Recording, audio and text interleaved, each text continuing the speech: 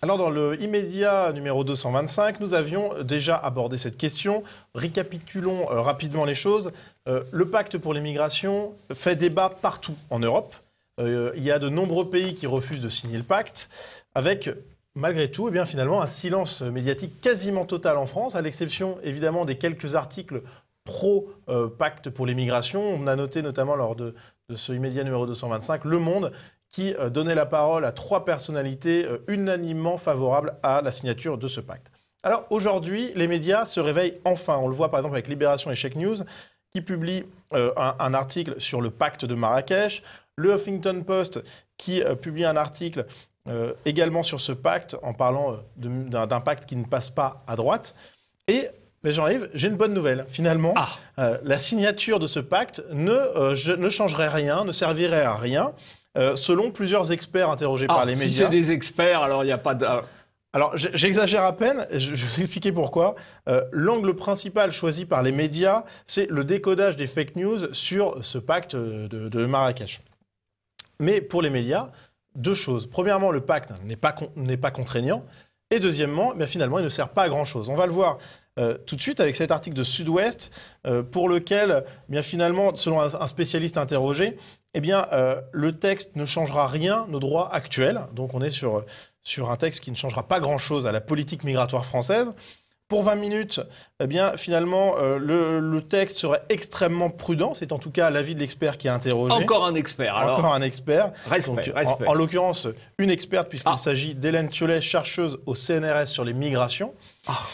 Et puis dans Le Parisien, le gouvernement qui déclare qu'il s'agirait d'un simple recueil des bonnes pratiques.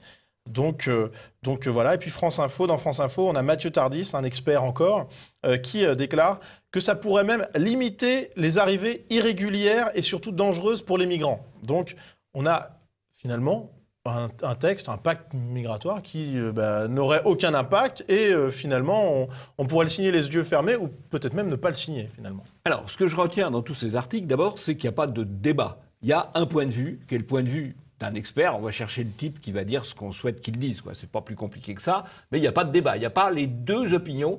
Il y a uniquement l'opinion en disant circuler, il n'y a rien à voir. Voilà. Alors qu'est-ce que c'est que ce pacte? En fait, c'est ce qu'on appelle en anglais de la soft law, en français du droit mou, c'est-à-dire que ce n'est pas un droit d'application immédiate.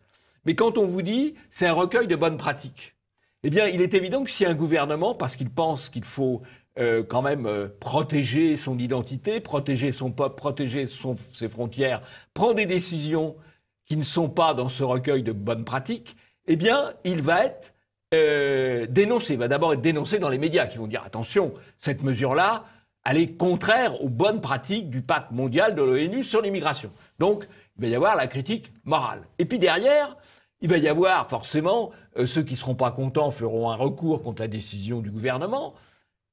Et des juges vont se saisir de la question. Et les juges iront puiser des principes généraux, les bonnes pratiques, dans le pacte de l'ONU, et bâtiront une jurisprudence. Ça s'est déjà fait des dizaines de fois pour d'autres textes, le texte de la Constitution, le texte de la Convention européenne des droits de l'homme, le texte de la Convention internationale des droits de l'enfant. On construit, à partir du texte, une jurisprudence. Donc, en pratique, ça va bloquer un peu plus la possibilité de défendre l'identité des peuples européens.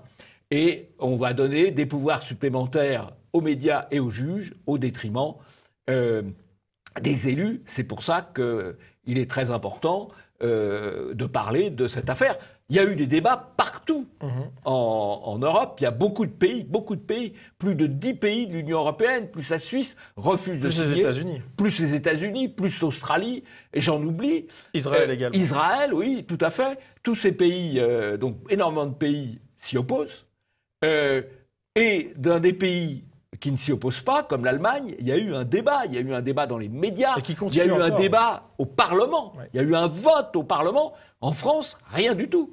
C'est pas la démocratie. Alors Macron, comme il n'ose plus sortir, il n'ira pas signer à Marrakech, mais il va envoyer un secrétaire d'État ou un sous-secrétaire d'État qui, malgré tout, engagera la parole de la France. C'est vraiment très préoccupant. C'est intéressant de mettre en parallèle ce traitement médiatique qui dit qu'en gros, c'est pas grave, c'est pas contraignant, et puis finalement de le rapprocher de celui qui a du traitement médiatique par rapport aux États-Unis qui ont refusé de signer le pacte pour le climat, qui lui aussi était non contraignant, et par contre, quand ils ont refusé de signer ce pacte non contraignant, on les a voués aux gémonies, et c'est exactement le même.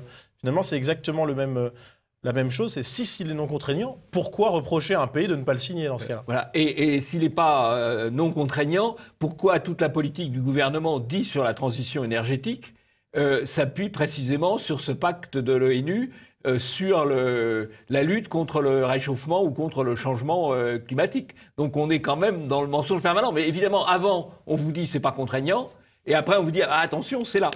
Voilà, c'est avant, après. Les médias sont d'une malhonnêteté astronomique dans cette affaire.